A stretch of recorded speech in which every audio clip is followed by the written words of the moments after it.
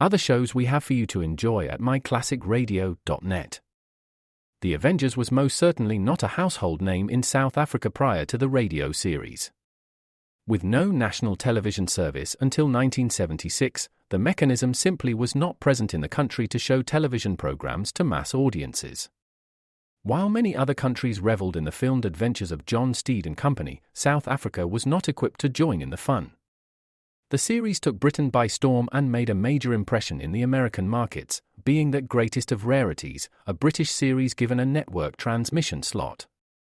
However, as a filmed series, rather than a videotaped one, The Avengers was able to gain a modicum of exposure in South Africa through film rentals.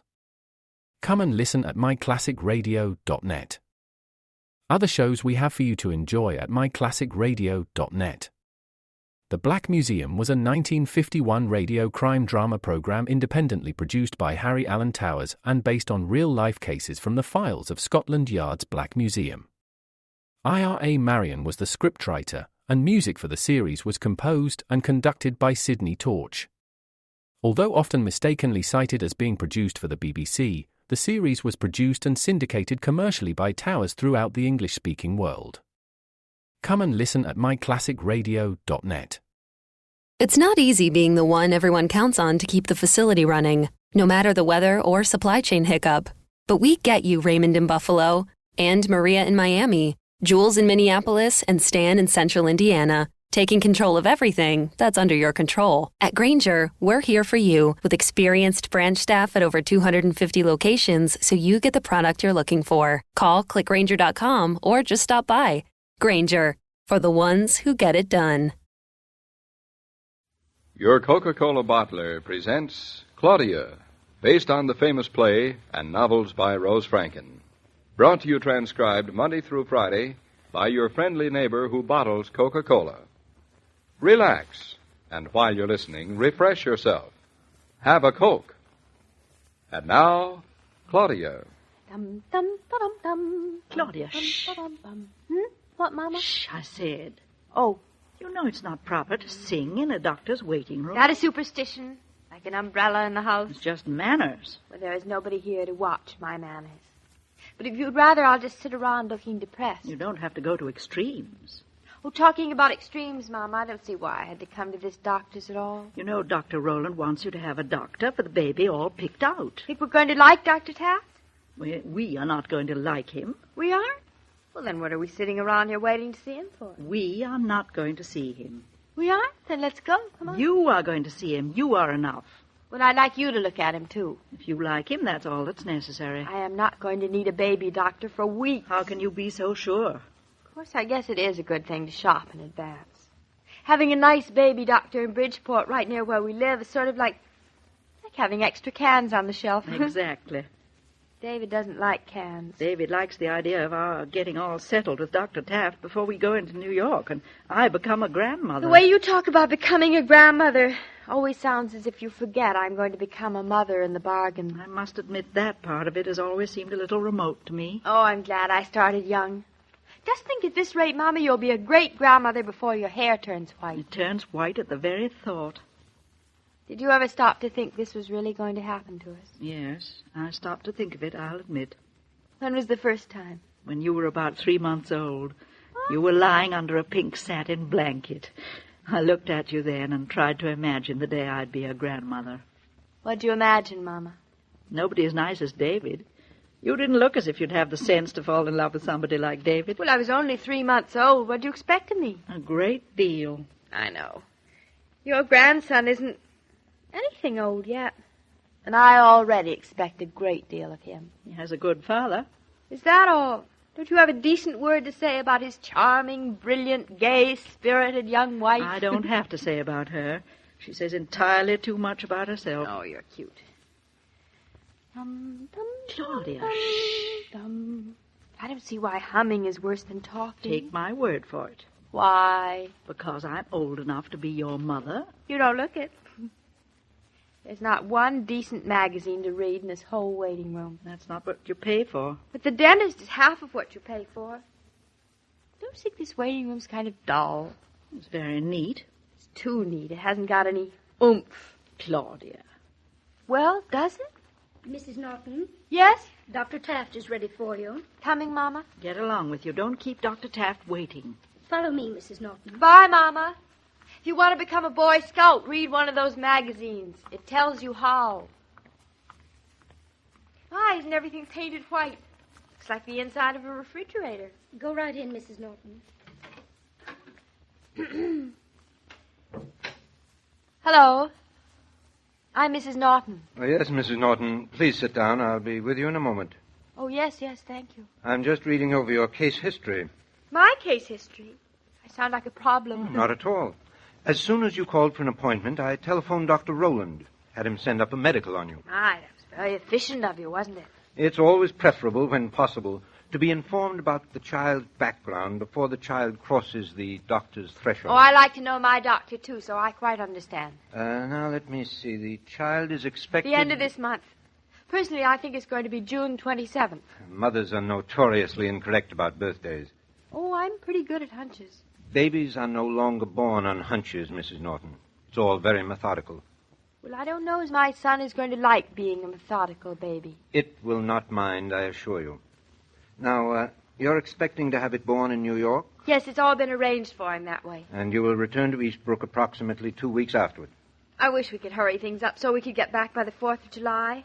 It'd be sort of nice to celebrate the 4th of July in our own house, with our own baby. I don't suppose it's too important. Now, Mrs. Norton, this is the routine I'd like you to observe. Mm-hmm. I'll keep in touch with Dr. Rowland, but I should like you to call me upon your return. Yes? Now, I'll make a house call to see the child the first week you're back, and thereafter I shall want you to come to my office with it around the 1st of every month. Like a bill.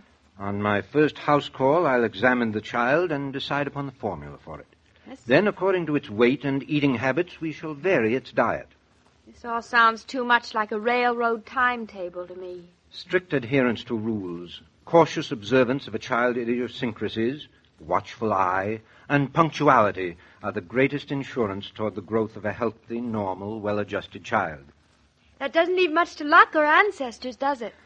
Now, Mrs. Norton, what arrangements have you made for yourself, For me? for your postnatal care? Oh, I'm not going to need any. Your personal physician is in New York? Certainly not. I haven't had one in years. Besides which, I can't go traipsing back and forth into New York for no reason. Health is not no reason. Oh, I've got loads of help, thank you. When I finished having this baby, the only doctors I'll need will be for him. But he'll be healthy, too. I can see I'll have to discuss this with Dr. Rowland. Now, I know several good men here in Bridgeport, which is quite convenient for you. I'll give you their names in case you want to speak to your husband about it. Well, now, Mrs. Norton, I guess that's all we have to discuss. Just one thing while I'm here, Dr. Yes? Taft. My husband has a trick knee. I think he got it in track at college. Your husband? Oh, he's all right. It's just his knee. And you know how men are. He just can't be bothered doing anything about it. Well, I suggest your husband see Dr. A.F. Morrison. He's an orthopedist. Well, that's just the point. My husband won't see anybody. I thought if you could just tell me what to tell him he should or shouldn't do. I'm afraid that wouldn't be very proper, Mrs. Norton. You just have your husband run in and see Dr. Morrison. I wouldn't dare advise him, particularly sight unseen, as I limit my field rather specifically to children under 6. Then you wouldn't be interested in David, certainly.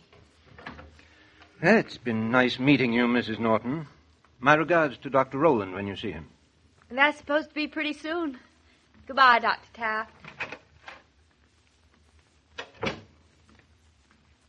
Come on, Mama, let's go home. Claudia, what's the matter? Nothing except I feel like a carrot being put through its paces in a model kitchen. What on earth are you talking about?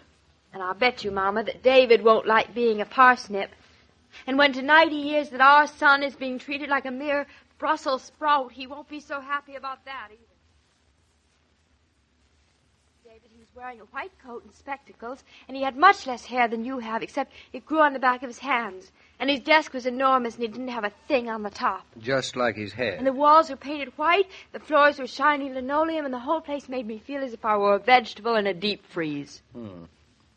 Well, from what you've told me, my little vegetable, he sounds like a very good doctor. Doesn't sound like a doctor at all to me. He's more as if he were going to carve up a white mouse. There's nothing the matter with that. He's probably a very fine scientist to boot. I don't care how fine a doctor or scientist he was. His office was just like a hospital. The more you say, the more I have confidence in this chap. Oh, you. David, he didn't give me any sense of him. What kind of a sense of him did you want him to give you? I don't know. If he were like a father or a brother or even just an uncle. But he wasn't. He was like somebody who's nobody to you at all. Now, look, darling, you've only met him once. Now, give him time. Not everyone gets senses as quickly as you do. I just can't seem to make you understand it all. Why, he even called our son an it. Which is all that he is right now. You certainly made a turnabout face. Nothing of the sort. I merely feel that if Dr. Rowland recommended Dr. Taft, he's probably a very fine child specialist. And if he's cold and scientific, that shouldn't be held against him. You don't choose a doctor because he has a very nice brown eyes or because he's fond of dogs. I bet you Dr. Taft wouldn't even touch a dog. I bet you he'd say it was unsanitary. It probably is. You traitor! Look, darling, Dr. Taft is representative of the new modern kind of doctor. Well, I prefer the old-fashioned kind, like strawberry shortcake. Look at all these cards he gave me. A doctor for this, a doctor for that, a doctor for the other thing. It's very modern and practical. How would you like it if you got sick and had to send an arm of yours to one place and a leg to another and your head to someplace else? I probably wouldn't like it at all. No. Though if that's what you did, I probably wouldn't know the difference. Can't you be serious, David? This is important. It's our first doctor. I am serious. All right. It's thumbs down on Dr. Taft without even giving him a I'm chance. afraid so. I'm not going to go to him. All dressed in white like that? He looks like a doctor. Well, he is a doctor. Well, Look, darling, I don't insist on Taft.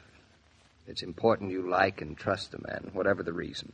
But we have to find a doctor, and in the next few days... I'll find one. A good old-fashioned kind of doctor with smiling lines around his eyes and nice, kind hands. Now, are you planning just to walk up and down the streets looking for him? There's not that much of a hurry, darling. Maybe there is.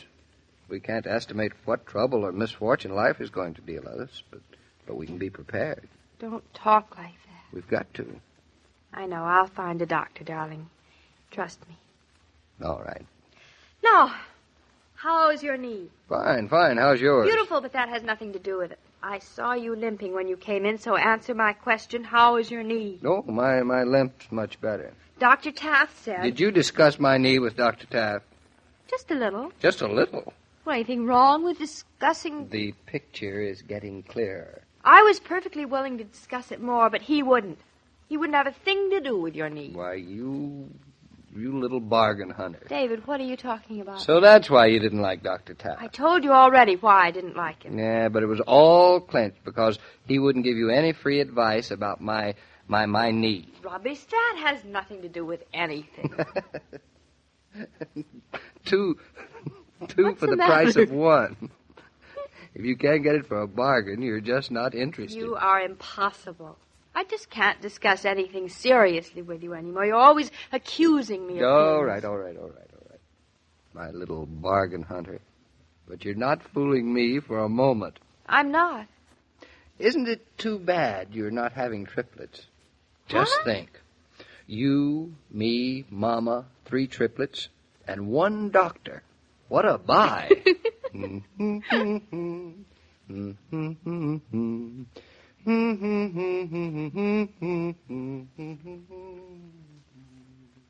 Genuine hospitality is as rewarding to those who extend it as to those who receive it. In that way, it's much like friendship. But many people work too hard at it, just as they pursue friendships too hard. The moral of my little tale, as you perhaps suspect, is that hospitality needn't involve effort. In fact, it's better when it doesn't. An ice-cold bottle of Coca-Cola, offered with grace, says welcome to anyone's satisfaction. And it permits host and guest to enjoy the pause that refreshes together. Well, it looks as if we're no nearer to a baby doctor than we were this morning, doesn't it, Mr. King? Claudia doesn't like feeling like a test tube, does she? I never realized it, but my daughter is a perfect pushover for the bedside manner, isn't she? Not so much the bedside manner as the horse and buggy manner, I'd say. She's going to have a mighty difficult job getting that kind of doctor nowadays. Well, if there's a good old-fashioned kind of country doctor around, Claudia will find him. I hope so, but if she does, it'll be more luck than brains. It'll be both. Be around tomorrow, Mrs. Brown. You'll see what I mean. I'll be here. Goodbye, Mr. King. So long, Mrs. Brown. As I was about to say, every day, Monday through Friday, Claudia comes to you transcribed with the best wishes of your friendly neighbor who bottles Coca-Cola. So listen again tomorrow at the same time. And now this is Joe King saying au revoir. And remember, whoever you are, whatever you do, wherever you may be, when you think of refreshment, think of Coca-Cola. For Coca-Cola makes any pause the pause that refreshes, and ice-cold Coca-Cola is everywhere. This broadcast of Claudia was supervised and directed by William Brown Maloney. And now here's a word from your friendly neighbor who bottles Coca-Cola.